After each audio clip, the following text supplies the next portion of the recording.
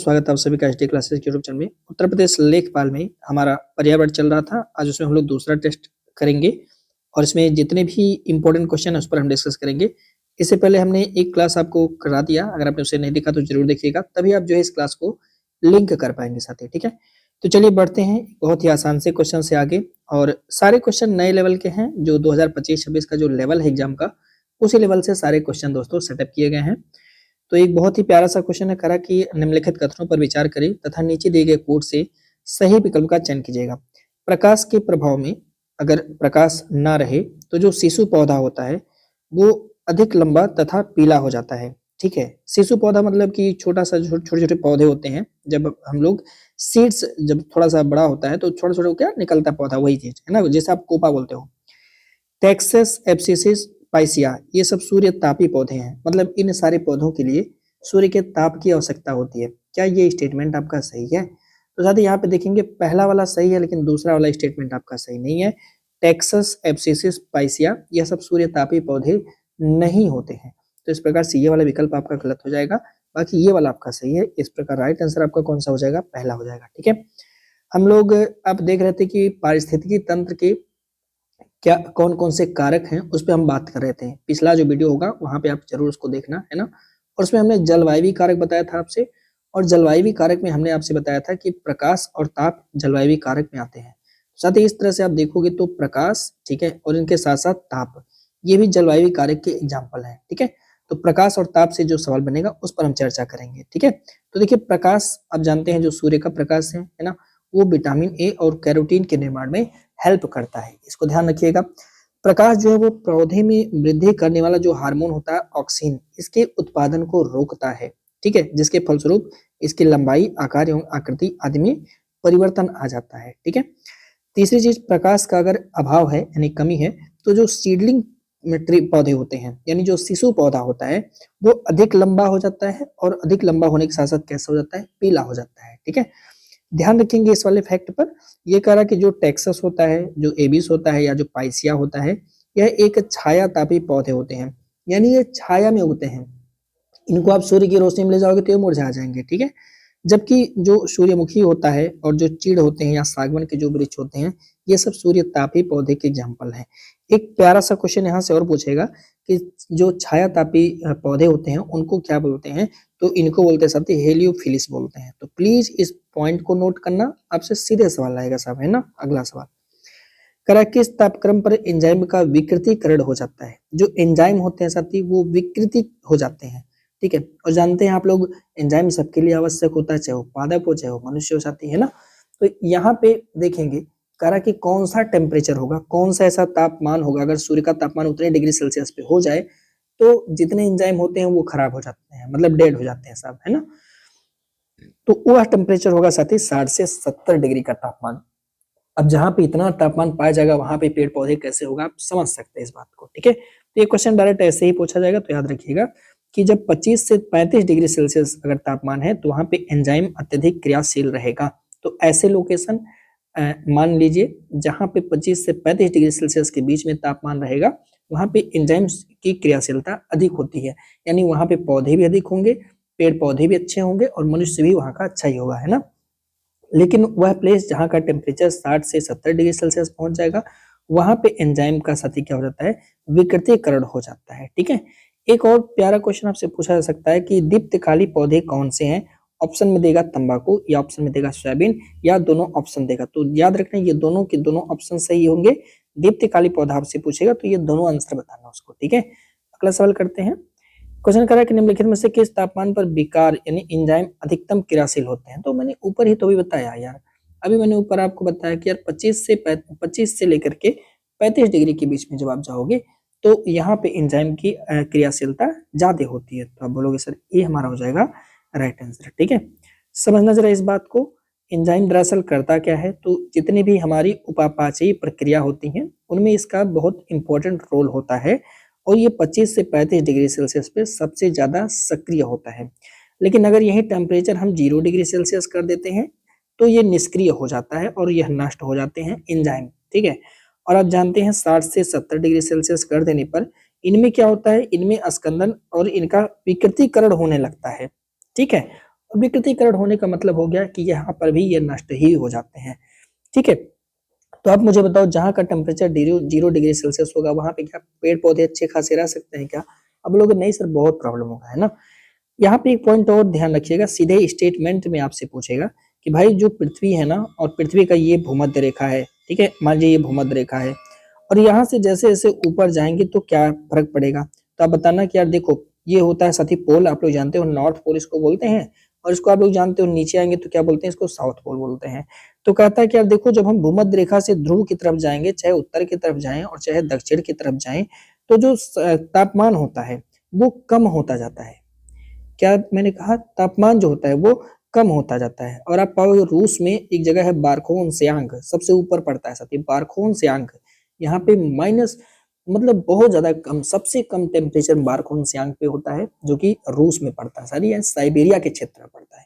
तो जैसे जैसे हम लोग ऊपर बढ़ते जाएंगे आप पाओगे तापमान में कमी होता जाएगा। अब आप मुझे बताओ, मेरा प्यारा भारत महान यहाँ है, अगर मैं आपसे कहूँ कि बताओ जो प्यारा भारत महान है यहाँ पे ठंडी सबसे ज्यादा कहाँ पे है, तो आप बोलोगे सर ठंडी सबसे ज्यादा उत्तर भारत में पड़ेगी, ना कि दक्षिण भारत में, है ना। तो इस पॉइंट को ध्यान रखना, ये डायरेक्ट आपसे पेपर में घुमा फिरा के पूछेगा कि भाई भूमध्य रेखा से अगर हम ध्रुव की तरफ बढ़ेंगे तो तापमान में क्या फर्क पड़ेगा, तो बताना सर तापमान में वृद्धि होगी, तापमान में क्या होगी, वृद्धि होगी।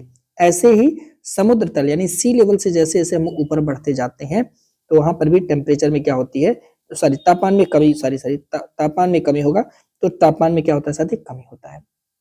ठीक है, वृद्धि नहीं कमी, माफ करिएगा, है ना। तो जैसे जैसे हम क्या करेंगे भूमध्य रेखा से ऊपर जाएंगे तापमान में कमी देखने को मिलेगा साथी। अगला यही कार्ड है कि रूस में आप जाइए, साइबेरिया उबेरिया बहुत ठंडा प्रदेश है, ठीक है, ग्रीनलैंड आप देख सकते हैं ऊपर पूरा, है ना। निम्नलिखित में से कौन सा ऐसे कथन सही नहीं है, ये आपसे पूछ रहा है, बता दो जरा। कह रहा है कि तापमान अगर बढ़ेगा तो प्रकाश संश्लेषण की क्रिया दर क्या होती है, बढ़ जाएगी।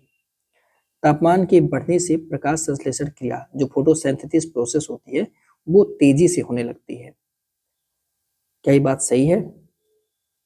तो याद रखेंगे कि तापमान अगर बढ़ेगा तो फोटोसिंथेसिस की प्रोसेस क्या होती है साथी, बढ़ने लगती है, और तापमान कम होता है तो फोटोसिंथेसिस का प्रोसेस कम होता है। यही कारण है कि दिन में जो है ज्यादातर, हालांकि अंधेरे में भी फोटोसिंथेसिस प्रोसेस होता है, रात्रि में भी होता है, पर दिन में प्रकाश के अभाव में थोड़ा कम होता है, लेकिन प्रकाश रहने पर थोड़ा ज्यादा होता है। तो ये बात बिल्कुल सही है आपका।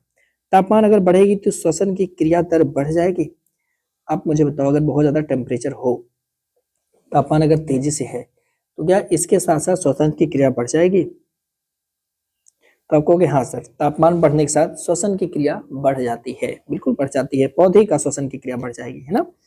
आगे करा कि जब वायुमंडल का तापमान बढ़ता है यानी बहुत ज्यादा गर्मी होगी तो वाष्पो उत्सर्जन की दर घट जाएगी क्या? अरे यार गर्मी जब होगी तो तालाब का पानी तो ऐसे उठ के भागने लगेगा, तो ये वाला बात आप गलत कर दोगे। तापमान के बढ़ने के साथ साथ जो जल और खनिज के लवण हैं इनके जो अवशोषण की दर है वो भी बढ़ जाएगी, जाहिर सी बात है गर्म होंगे तो ज्यादातर अवशोषित करेंगे, ये वाली सही है। आपसे पूछा कौन सा सही नहीं है तो आप बताना, जवाब सी हो जाएगा आपका राइट आंसर, ठीक है। बात करेंगे तापमान के बढ़ने पर प्रकाश संश्लेषण की क्रिया दर साथी बढ़ती है और इसके घटने पर क्या होती है, घट जाती है। 0 से 30 डिग्री सेल्सियस के तापमान के बढ़ने पर श्वसन की क्रिया जो है वो क्या होती है, बढ़ जाती है। जब वायुमंडल का तापमान बढ़ता है तो वाष्पोत्सर्जन की दर भी क्या हो जाती है, बढ़ जाती है ना। और तापमान के बढ़ने के साथ साथ जो जल एवं खनिज के लवण हैं इनके अवशोषण की क्षमता भी बढ़ जाती है। ये फैक्ट में पूछेगा तो प्लीज आप बता देना। अगला, कम जल में उगने वाले पौधे को क्या बोलते हैं? कम जल में, जो कम जल में उगते हैं ऐसे पौधे को हम क्या बोलते हैं? वैसे आपने देखा होगा कई बार तो हमारे यहाँ नदी वदी मतलब जो पोखरा ओखरा होता है वहां पर भी कुछ पौधे ऐसे होते हैं जो ऊपर ही बेचारे पानी में शोर उनका रहता है, लेकिन यहीं पर वो पनपने लगते हैं। कुछ होते हैं जो जिनका संबंध सीधे मिट्टी से होता है, ठीक है, कहीं कहीं के पौधे होते हैं जो कम जगह में ही मतलब अपना करिश्मा दिखा देते हैं साहब, है ना। चलिए, एक प्लांट आप लोग जानते हैं जलोद्भिद, जैसे आपने शायद बहुत बार पढ़ा होगा जलोद्भिद, ठीक है, जलोद्भिद पौधे यानी वो पौधे जो जल में रहते हैं, जिन्हें आप लोग हाइड्रोफाइट्स फाइट्स लगा देते हैं, मतलब पौधे हो जाता है, और हाइड्रो से मतलब जल होता है, ठीक है, तो हाइड्रो यहाँ पे जल का वो हो जाएगा साथी, और फाइट्स, ठीक है, PHYTES, ठीक है। तो ये जलोद्भिद पौधे होते हैं साहब, है ना, कुछ जलोद्भिद पौधे होते हैं जो हमसे पेपर में पूछा जाता है, ठीक है। तो याद रखेंगे कम जल में जो पौधे होते हैं उगते हैं उन्हें हम लोग मरुद्भिद पौधे के नाम से जानते हैं। क्या? मरुद्भिद पौधे। ज्यादातर मरुस्थलीय क्षेत्र में, वहां पानी नहीं रहता साहब, है ना, वहां पे ये लोग उगते हैं। ठीक है। और अगर औसत जल में उगते हैं तो उसे हम लोग मेसोफाइट्स बोलते हैं, यानी समोद्भिद पौधे बोलते हैं। ये एवरेज वाटर, यानी थोड़ा थोड़ा पानी यहाँ पे रहना चाहिए। ये जो है नील वाटर में भी हो सकते हैं, पर ये एवरेज वाटर में होते हैं साहब, है ना। यहाँ पे हेल्प करेगा, देखिए करा कि वे पौधे जो जल में डूबे हुए होते हैं, माने कुछ पौधे होते हैं जो पानी के अंदर ही रहते हैं, कुछ पौधे होते हैं स्वतंत्र रूप से पानी के ऊपर तैरते रहते हैं, या इनकी जड़ें जो हैं वो मृदा में धंसी रहती हैं और शेष भाग पानी के ऊपर तैरता रहता है ना। ऐसे सभी पौधे को हम लोग क्या बोलते हैं? जलोद्भिद पौधा कहते हैं। औसत जल में जो पौधे उगते हैं साथी, उसे हम लोग समोद्भिद यानी मेसोफाइट्स के नाम से जानते हैं। जो कम जल में उगते हैं उन्हें हम लोग मरुद्भिद बोलते हैं, यानी जेरोफाइट्स के नाम से जानते हैं। जल प्रकाश संश्लेषण की क्रिया में भाग लेता है, आप लोग जानते हैं, और जल का ऑक्सीकरण होकर के क्या होता है? O2 गैस रिलीज होती है साहब, है ना। अगला, वायुमंडल के संघटक में निम्नलिखित में से किस तत्व की अधिकता पाई जाती है? अच्छा, अब हम बात करेंगे साथी वायु को लेकर के, क्योंकि हमने आपसे बताया था जलवायु कारक में वायु भी एक इंपॉर्टेंट रोल प्ले करता है। ठीक है, पिछले वीडियो में मैंने ये सब बताया था कि जलवायु कारक में कौन कौन आता है, इसलिए कर रहा हूँ पहले वाले वीडियो आप जरूर देखना। ये क्वेश्चन डायरेक्ट पेपर में आता है। तो याद रखेंगे कि वायुमंडल के संघटक में सबसे ज्यादा आप जानते हैं 78% के आसपास में नाइट्रोजन पाया जाता है, 78.08। ठीक है, इतने परसेंट जो है वो नाइट्रोजन पाया जाता है, तो ये आपका हो जाएगा सही जवाब। लेकिन आजकल क्वेश्चन अपडेट कर रहा है, तो आपसे कहेगा कि वायुमंडल के संगठन में पाए जाने वाले निम्नलिखित तत्वों को बढ़ते क्रम में आपको लगाना है, या फिर बढ़ते से घटते क्रम में। और पहला ऑप्शन दे देगा, कहेगा नाइट्रोजन है। दूसरा ऑप्शन दे देगा, कहेगा यहाँ पे ऑक्सीजन, है ना। तीसरा ऑप्शन दे देगा साहब, वो कहेगा आपसे ऑर्गन। और चौथा ऑप्शन दे देगा, वो कहेगा आपसे कार्बन डाइऑक्साइड। और ऑप्शन में दे देगा कि 1 2 3 4, 4 1 2 3। समझ रहे ना, इस तरह से सवाल आता है। तो अभी क्या करना है, इस पूरे चार्ट को आप प्लीज याद रखना, है ना। ये पूरे चार्ट को याद रखना। और अगर चार्ट को याद नहीं रखने का मन कर रहा है तो मैं बार बार कह रहा हूँ कि आप लोग, अभी तो ग्रुप की फीस भी बहुत कम है, ये जो ग्रुप चल रहा है साथी पेड टेस्ट सीरीज वाला, आप लोग इसे जरूर ज्वाइन करिएगा, है ना। कि पेड टेस्ट सीरीज का जो ग्रुप चल रहा है इसे आप जरूर ज्वाइन करिएगा। दो चीजें यहाँ पे आपको मिल जाएंगी। पहली बात तो पर डे आपको 2 सब्जेक्ट करने के लिए मिल जाएगा, है ना। और इसका आप लोग ऑनलाइन टेस्ट दे सकते हैं। ठीक है, ऑनलाइन टेस्ट आप कर पाओगे। और साथ साथ में जो भी टेस्ट हम करवा रहे हैं, ये सारा सब कुछ एक्सप्लेनेशन के साथ साथ ही आपको पूरा पीडीएफ भी मिल जाएगा, जिसे आप लोग क्या करा सकते हो, इजिली प्रिंट करा सकते हो, है ना। ये दोनों फायदा ऑनलाइन टेस्ट में भी ऐड कर दिया जाएगा और साथ में पीडीएफ ग्रुप में भी ऐड कर दिया जाएगा साहब। ठीक है, और बहुत ही मिनिमम चार्ज है, क्योंकि ये बहुत लंबा सिलेबस है, इसमें सारे सब्जेक्ट कवर किए गए साहब, है ना। तो अच्छे लेवल के प्रैक्टिस हमें कराने पड़ेंगे, तभी एग्जाम निकल पाएगा, वरना खिलवाड़ तो हर कोई कर रहा है ना।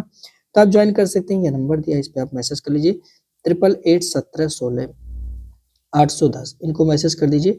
बोलिए सर हमको जो लेखपाल वाला सीरीज चल रहा है प्रैक्टिस सीरीज, उसमें आप ऐड कर दीजिए।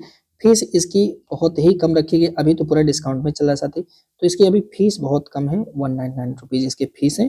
एक ही बार आपको पे करना है, आपको इसमें ऑनलाइन टेस्ट भी मिल जाएगा और साथ में आपको पीडीएफ नोट भी मिल जाएंगे।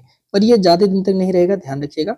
बहुत चलेगा तो 2 4 5 दिन में इसकी प्राइस फिर से वही एक्चुअल प्राइस इसकी हो जाएगी साहब। ठीक है, तो आप लोग जरूर एक बार देखना इसको, ये पूरा आपको मिल जाएगा। और ये सिर्फ समझिए प्रिंटिंग करने का चार्ज होता है, जो ये पूरा पीडीएफ अच्छे से बनाया जाता है साहब, उसकी फीस है ना। तो आप जरूर मैसेज करना, ये नंबर है 8881716810, 1716 है। ठीक है, 810, यहाँ इनको मैसेज करिए साहब। ठीक है, चलिए इसको आप रट लेना, नहीं ज्वाइन करना तो इसको रट लेना। नाइट्रोजन का कितना परसेंट है? 78.08% है। ऑक्सीजन का कितना परसेंट है? 20.95। ऑप्शन में कभी कभी क्या होता है, इसे 21% भी दिया रहता है। ठीक है, आर्गन का आप देखेंगे तो 0.93, कार्बन डाइऑक्साइड का आप देखेंगे तो 0.036। तो मेरे भाई ये चारों का क्रम से तो याद रखेंगे, पर अब एग्जामिनर इन चारों का क्रम नहीं पूछता, तो अब एग्जामिनर थोड़ा सा एक कदम आगे बढ़ गया है और ये आपसे कहेगा नियॉन का बताओ, तो 0.02%, 002। इस तरह से हीलियम का 0.0005, इसी तरह से क्रिप्टॉन का 0.001, इस तरह से जेनान का 0.409 और हाइड्रोजन का आप देखेंगे तो 0.405% के आसपास में। तो प्लीज आप इसे ध्यान रखना। ठीक है, अगला सवाल है, पौधों द्वारा प्रयोग किया जाता है, तो पौधे ऑक्सीजन का प्रयोग कैसे करते हैं? तो आप लोग सर श्वसन के लिए करते हैं और कार्बन डाइऑक्साइड रिलीज करते हैं, बिल्कुल सही है। आपको सर कार्बन डाइऑक्साइड का प्रयोग प्रकाश संश्लेषण में होता है, तो आपको हाँ सर होता है। ठीक है, होता है, प्रकाश का भी होता है, कार्बन डाइऑक्साइड का होता है। नाइट्रोजन का प्रयोग प्रोटीन संश्लेषण और न्यूक्लिक अम्ल के निर्माण के लिए पौधे करते हैं। बिल्कुल सही है, पौधे बिना इसके काम कैसे चला पाएंगे, तो प्रोटीन संश्लेषण और न्यूक्लिक अम्ल के निर्माण के लिए नाइट्रोजन का प्रयोग करते हैं। तो इस प्रकार से राइट आंसर हो जाएगा आपका कौन सा, डी। ठीक है, अब मुझे बताओ हमारे यहाँ जिन मृदाओं में नाइट्रोजन की कमी पाई जाएगी, यानी ऐसी बहुत सारी मिट्टियां हैं जहाँ पे नाइट्रोजन की कमी पाई जाएगी, वहां पे कैसे इसको प्रोसेस कर पाएंगे। तो जाहिर सी बात है कि वहां के पौधे जिन्हें ज्यादा मात्रा में प्रोटीन संश्लेषण और न्यूक्लिक अम्ल की आवश्यकता होती है, वो वहां पे एडजस्ट नहीं कर पाते। जैसे हमारे यहाँ उत्तर प्रदेश में आप देखिएगा, तो दक्षिण में जब आप उत्तर प्रदेश के जाएंगे, खास करके बुंदेलखंड के क्षेत्र में, तो वहां पे ज्यादा मात्रा में चना और दाल का प्रोडक्शन हम लोग करते हैं। क्यों? क्योंकि वहां पे ये नाइट्रोजन की मृदा में सीधे सीधे कमी पाई जाती है, लाल मिट्टी और काली मिट्टी है। ठीक है, तो ये सब चीजें लिंक करके पढ़ने मजा आएगा। देखो, पौधे ऑक्सीजन का प्रयोग किस लिए करते हैं, तो बोलोगे सर श्वसन प्रोसेस के लिए। कार्बन डाइऑक्साइड का प्रयोग प्रकाश संश्लेषण के लिए। नाइट्रोजन का प्रयोग करते हैं क्योंकि इन्हें प्रोटीन संश्लेषण और न्यूक्लिक अम्ल बनाना है। जल वाष्प का प्रयोग करते हैं क्योंकि वो जैविक क्रिया को संपन्न कराना चाहते हैं। भाई बिना पानी के कुछ भी नहीं होगा, आपको पता है, हमको पता है ना। अगला क्वेश्चन कह रहा है कि निम्नलिखित कथनों पर विचार कीजिए, नीचे दिए गए कोड से सही विकल्प का चयन कीजिएगा। कह रहा है कि जैसे जैसे हम ऊंचाई की ओर बढ़ते जाते हैं, वैसे वैसे तापक्रम में वृद्धि होती जाती है। नहीं, कमी दिया हुआ है, तो बिल्कुल सही है, क्योंकि हमने अभी आपसे चर्चा किया था, है ना। यदि ढलान दक्षिण की ओर, मान लीजिए कोई भूमि है, ठीक है, मान लीजिए कि साहब ये पूरी भूमि है, ठीक है, और क्या बना दिया, मेरा प्यारा भारत महान इतना सुंदर है और मैं कैसे बना रहा हूँ मेरे दोस्त, मैं रफली बना रहा हूँ, वरना मैं अपना प्यारा भारत महान बहुत खूबसूरत बनाता हूँ, है ना, पर ये मैं रफली बना रहा हूँ। ठीक है, मान लीजिए मेरे साहब ये हमारा इंडिया है, भारत है, और भारत का स्लोप अगर हम दक्षिण की तरफ कर दें, भाई यहाँ पे आप बोलोगे सर हिमालय पर्वत है, तो हिमालय पर्वत की ढाल कहाँ पे होगी, तो बोलोगे सर दक्षिण की तरफ होगी। यहाँ पे दक्षिण की तरफ ढाल है ना।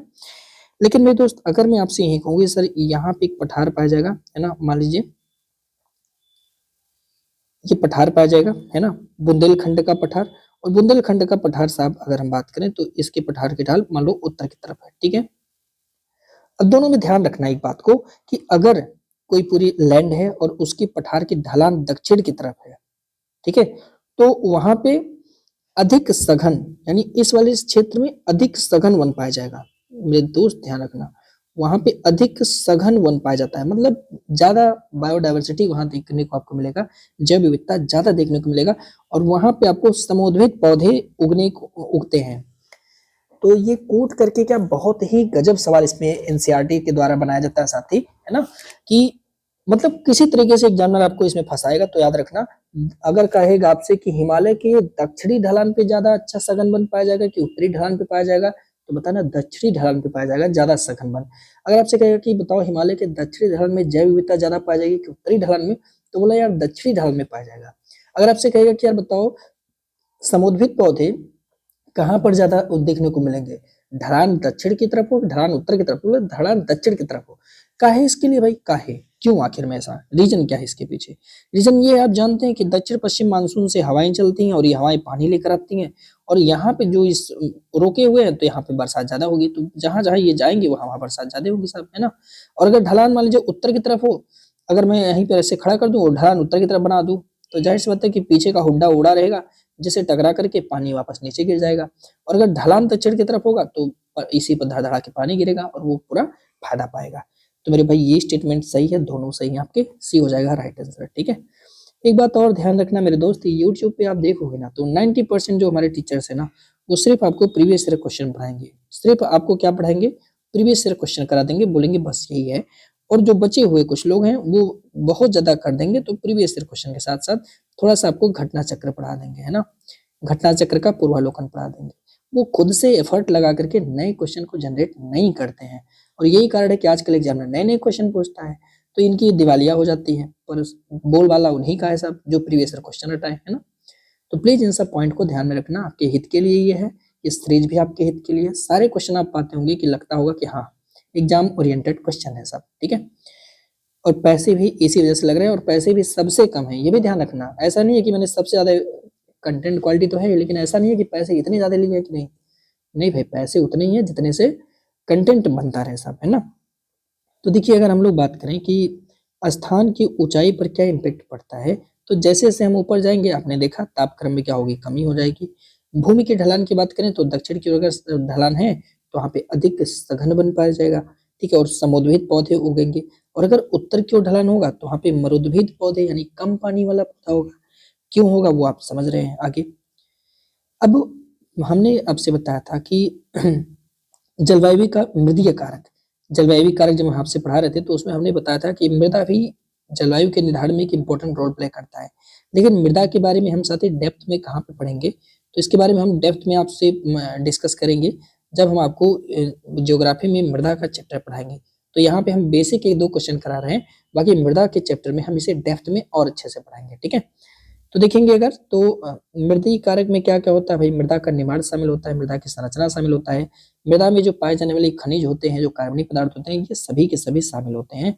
तो मृदीय कारक में साथी ये सभी लोग शामिल होते हैं, ठीक है। लेकिन इनसे जो अभी जो इन्वायरमेंट में जो सवाल पूछेगा वो हम डिस्कस यहाँ कर लेंगे। बाकी आप जानते हैं कि मृदा से लेकर के कई जगह हमसे सवाल पूछे जाते हैं। जैसे जब हम इंडियन ज्योग्राफी की बात करते हैं साथी तो भारत में पाई जाने वाली मृदा वहां से सवाल आता है। जब हम यूपी जीके की बात करेंगे आपसे, है ना, तो वहाँ पे यूपी में पाई जाने वाली मृदा वहां से सवाल आता है। इन्वायरमेंट में तो आपने देखा है मृदा से सवाल आता ही आता है ना, तो कई जगह आता है।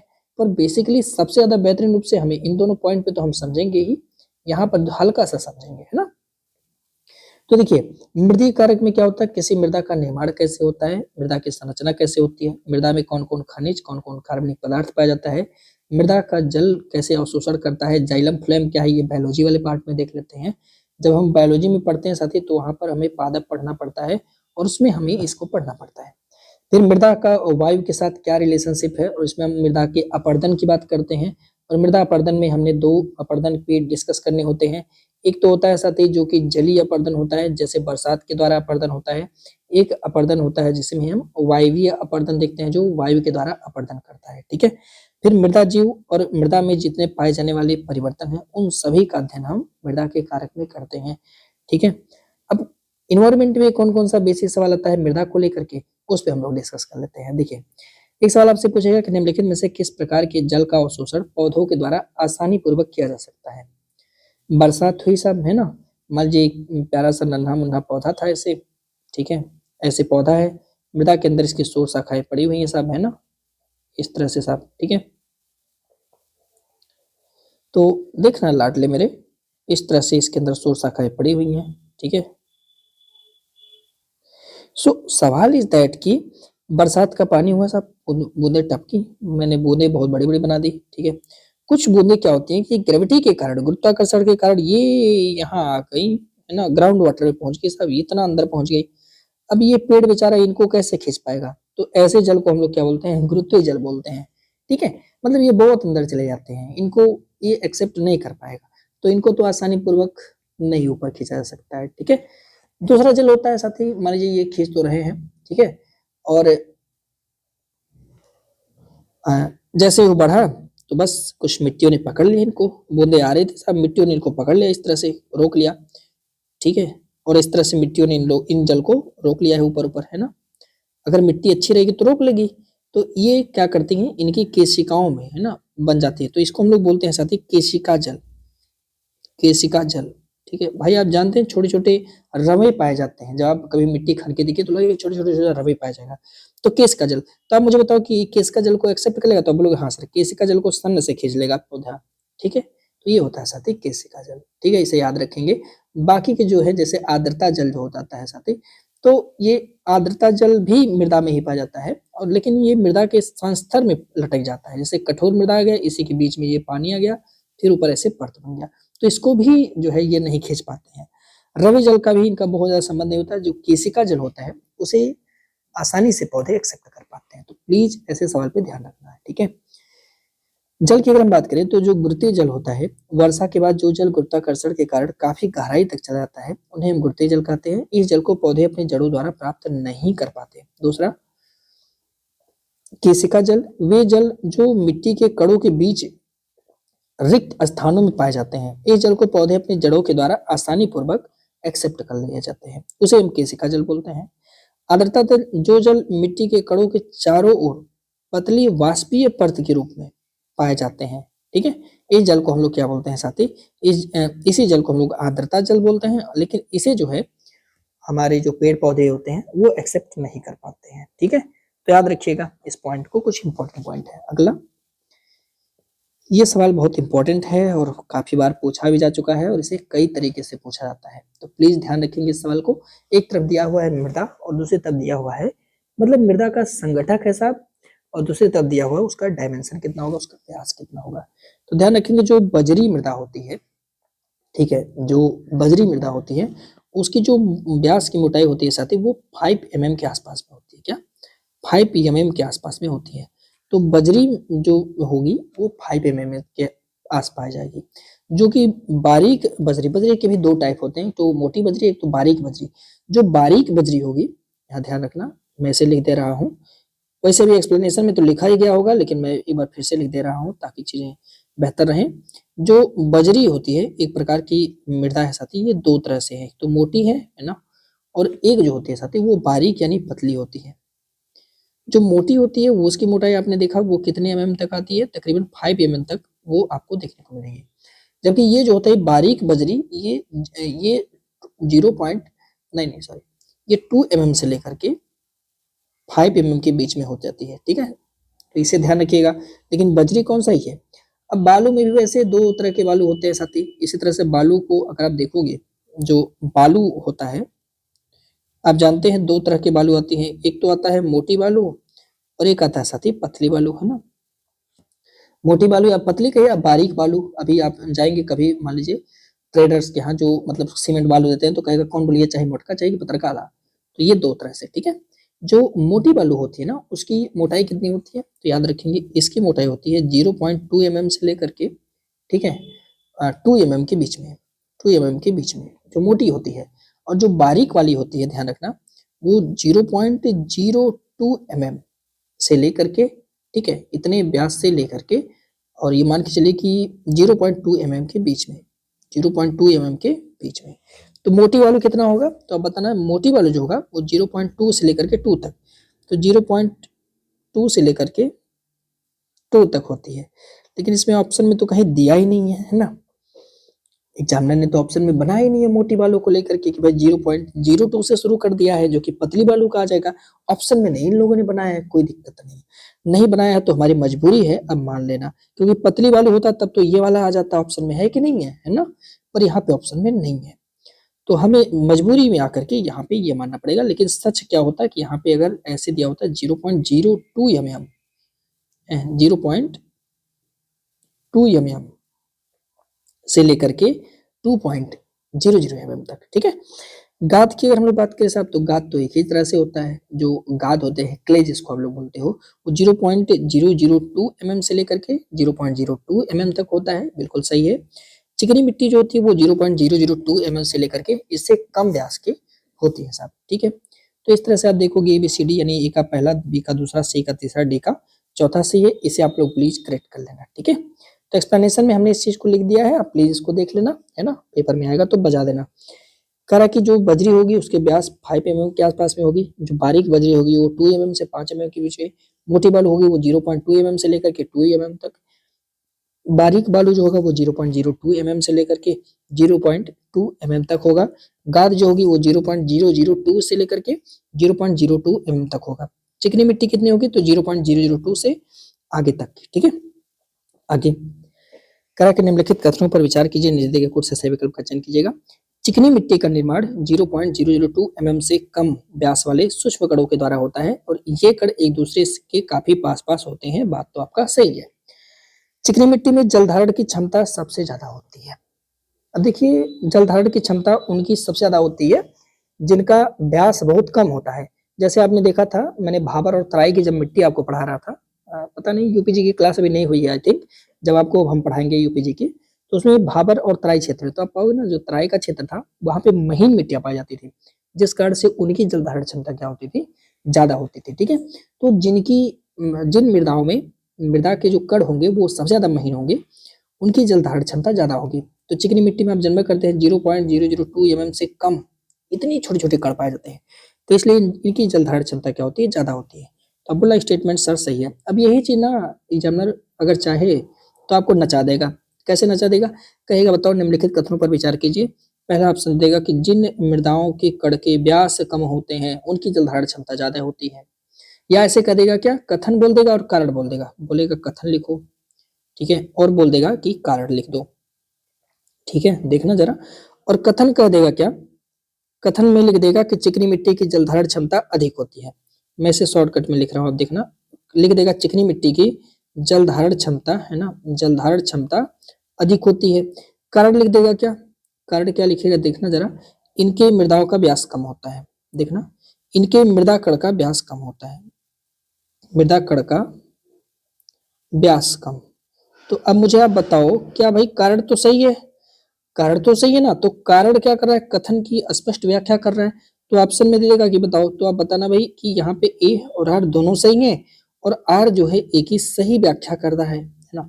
भाई जलधारण क्षमता ज्यादा क्यों होती है, क्योंकि मृदा का व्यास कम होता है। बस ऐसे सवाल जो घुमा के पूछेगा, तो जो पढ़े रहेंगे वो जवाब देंगे, और जिनको लग रहा है कि नहीं बस खिलवाड़ चल रहा है, मजाक, तो भाई उनकी जिंदगी ही मजाक है साहब, है ना, तो सी हो जाएगा राइट आंसर साहब, है ना। देखना जरा मेरे दोस्त, चिकनी मिट्टी के बारे में आपने पढ़ लिया, क्या रीजन है वो भी पढ़ लिया। चिकनी मिट्टी में 50% तक क्ले होता है ना, और 50% तक गाद पाए जाते हैं, कुछ मात्रा में बालू पाया जाता है, 30% तक गाद पाए जाते हैं और कुछ मात्रा में बालू वगैरह पाए जाते हैं। जल धारण की क्षमता अधिक होगी, क्यों होगी, आपने देख लिया, वायु का आवागमन यहाँ पे कम होगा, जिससे जल क्रांति हो जाती है ना। शुष्कता के समय में यह काफी सख्त हो जाती हैं, और इसमें क्या होती है, दरारें पड़ जाती हैं। चिकनी मिट्टी की चर्चा हम मृदा में करेंगे, टेंशन ना लीजिए। अब हम आगे बढ़ेंगे साथियों, और आगे बढ़ के अब हम जलवायु कारक के बाद हम जैविक कारक की चर्चा करेंगे कि आखिर में जैविक कारक क्या होते हैं किसी भी पारितंत्र में, ठीक है।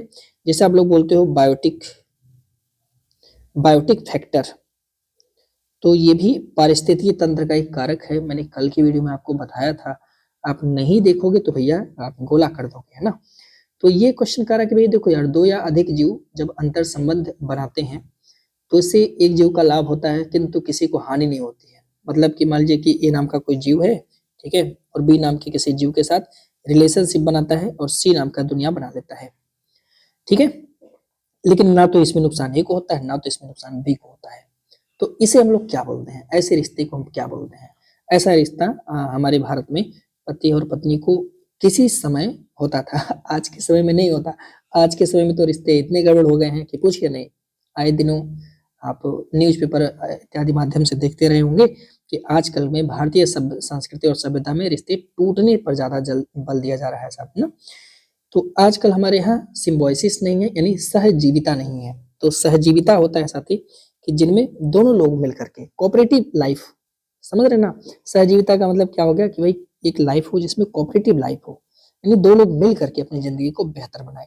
आज के जो भारत के लोग हैं वो सोच रहे हैं हम अमर हो चुके हैं, हमारी मृत्यु नहीं होगी, लेकिन सच यही है साथी, जब भी उम्र आपकी 65 से ज्यादा होगी आपके हाथ हिलने शुरू हो जाएंगे, उस समय कुछ काम नहीं आएगा, है ना।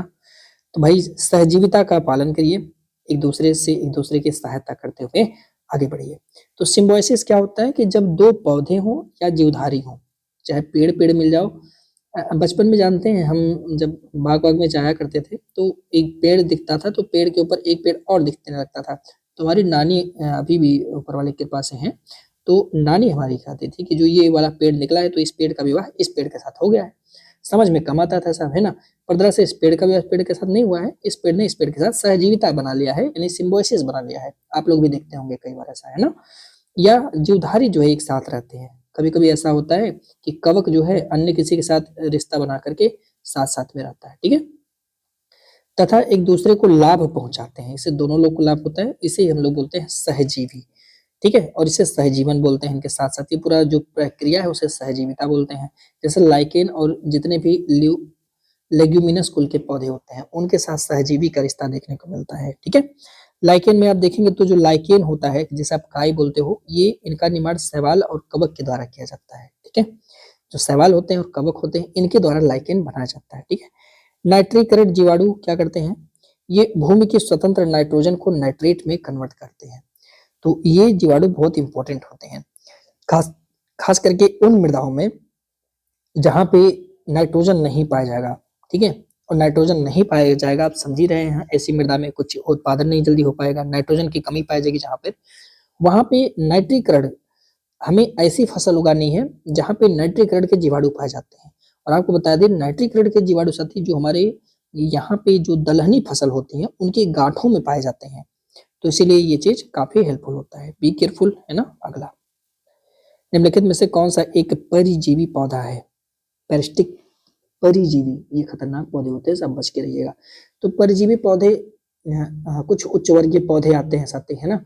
हालांकि ये लोग अपना भोजन खुद नहीं बना पाते, काफी आलसी हैं, दूसरे पर निर्भर रहते हैं, ठीक है। तो इसमें अमरबेल, बेलेनोफोरा, लोरेंथस, ये सभी के सभी एक परजीवी पौधे हैं। डी हो जाएगा प्रश्न का राइट आंसर साहब, सही जवाब, ठीक है। पैरासिस्टम कौन होते हैं जरा सा देखेंगे तो साहब याद रखेंगे कि वातावरण में जो कवक होते हैं, जीवाणु होते हैं, इनके विषाणु होते हैं, और जो कुछ उच्च वर्ग के पौधे पाए जाते हैं जैसे अमरबेल और लोरेंथस और बैंको, फिर बेलेनोफोरा, रेप्लेसिया, ये सभी सभी परजीवी पौधे होते हैं। विशेषता क्या होती है इनकी कि इनमें पर्णहरिम का आभास, यानी इनके अंदर क्लोरोफिल नहीं पाया जाता, जिस कारण से ये सभी लोग क्या करते हैं, अपना भोजन खुद नहीं बना पाएंगे, ठीक है, दूसरे के ऊपर निर्भर कर जाते हैं। कुछ पूर्ण रूप से परजीवी होते हैं जैसे अमरबेल का पौधा हो जाएगा, कुछ आंशिक परजीवी होते हैं जैसे लोरेंथस हो गया, विस्कम हो गया, चंदन का, ये चंदन याद रखिएगा, ठीक है। तो इनको थोड़ा ध्यान रखिएगा, आगे हम लोग और चर्चा इन पर करेंगे डिटेल में, टेंशन ना लीजिए। कवक देखेंगे का किसी पौधे की जड़ के साथ जब सहजीवन करता है तो उसे हम लोग क्या बोलते हैं? पौधे की जड़ के साथ बनाएगा साहब, और जब पौधे की जड़ के साथ बनाता है तो उसे माइकोराइजा बोलते हैं। क्या बोलते हैं? माइकोराइजा। यहाँ ध्यान रखिएगा, कवक होगा ना, और ये कवक किसी पौधे की जड़ के साथ जब संबंध बनाता है तो माइकोराइजा इसको बोलते हैं। क्या? माइकोराइजा बोलते हैं। बी हो जाएगा राइट आंसर। अब बोलोगे सर बायोलॉजी कहाँ से घुस गया? तो पर्यावरण में सब कुछ आ जाता है यार, है ना, सब कुछ आ जाता है इसमें। माइकोराइजा, कवक का किसी पौधे की जड़ के साथ सहजीवन आपको माइकोराइजा कहलाएगा। माइकोराइजा कुछ पौधे हैं जैसे मान लीजिए चीड़ हो गया, ऑर्किड हो गया, लीची, रेप्लेसिया, इनके जड़ में जो है हमें जो है कवक देखने को मिलता है। तो आपसे पूछेगा कि निम्नलिखित इसमें से कौन सा माइकोराइजा वाला पौधा है?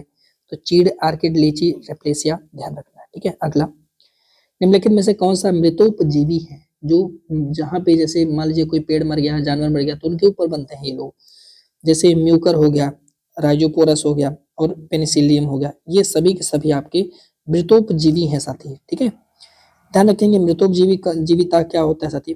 तो ये लोग क्या करते हैं कि पौधे के सड़े गले, पौधों का जो सड़ा गला पदार्थ होता है उसके ऊपर उगते हैं और उन्हीं से अपना भोजन प्राप्त करते हैं। इनके इसी गुण को हम लोग मृतोपजीविता बोलते हैं, ठीक है। पर्णहरिम इनमें नहीं पाया जाता है। जैसे कभी आपके यहाँ कोई पेड़ गिरा हो तो आप पाओगे कि पेड़ के किनारे आप देखो कुकुरमुत्ता, स्टर देखने को आपको मिलेगा साहब, ठीक है। स्टर हो गया, म्यूकर हो गया, या राइजोपोस हो गया, और राइजोपोरस भी कहीं के लिखा जाता है, पेनिसिलियम हो गया, कुकुरमुत्ता अब देख रहे होंगे, है ना। तो कुकुरमुत्ता, अब उसके अंदर आपने हरा हरा कुछ देखा क्या? नहीं, उसके अंदर पौधा निकलता है क्या? तो आप कहोगे नहीं सर। तो ये मृतोपजीवी होते हैं, ध्यान रखिएगा। कुकुरमुत्ता मृतोपजीवी है, ध्यान रखिए, सड़े गले पर होता है। आपका मशरूम भी इसी क्वालिटी में जाता है, मशरूम भी तो सड़े गले पर ही होता है ना। तो मृतोपजीवी कवक एवं जीवाणु पौधे तथा जंतुओं के मृतक शरीरों का अपघटन करके एक सरल तत्व में से क्या करते हैं? कन्वर्ट करने का काम करते हैं, ठीक है। तो प्लीज बी केयरफुल। अगला, निम्नलिखित में से कौन सा एक कीट भक्षी पौधा है? कुछ पौधे ऐसे इतने आलसी होते हैं कि वो कीड़ों मकोड़ों को खा लेते हैं, क्योंकि आप जानते हैं भाई पौधे की वृद्धि, विकास इत्यादि के लिए नाइट्रोजन की तो आवश्यकता होती है सब, है ना। तो इस नाइट्रोजन की पूर्ति करने के लिए ये पौधे बेचारे ऐसे करते हैं, ठीक है। तो इन्हें कीट भक्षी पौधा बोलते हैं, जिनमें यूट्रिकुलेरिया नाम का पौधा भी पाया जाता है, बिल्कुल सही है। इनमें ड्रोसेरा नाम का पौधा पाया जाता है, ये भी आपका सही है। नेपेंथिस नाम का पौधा पाया जाता है, ये भी सही है। डायोनियन पौधा, ये भी सही है। तो इस प्रकार से राइट आंसर आपका डी हो जाएगा, चौथा हो जाएगा सब, ठीक है। हम देखें कीट भक्षी पौधे जिसे हम इंसेक्टिवोरस प्लांट्स बोलते हैं साहब, ये पौधे प्रायः उन स्थानों पर पाए जाते हैं जहाँ की भूमि में नाइट्रोजन की कमी होती है। ध्यान रखेंगे, इस कमी को पूरा करने के लिए कीट भक्षी पौधे छोटे छोटे कीट पतंगों को मारकर उससे नाइट्रोजन युक्त पदार्थ ग्रहण करते हैं। ध्यान रखेंगे, इनमें हरी पत्तियां पाई जाती हैं और ये अपना भोजन स्वयं बना सकते हैं। कीट भक्षी पौधों के क्या एग्जाम्पल हैं? ये मैंने अभी आपको ऊपर पढ़ाया है, रट लेना, यूट्रिकुलेरिया, ड्रोसेरा, नेपेंथिस और डायोनिया, ठीक है। अगला,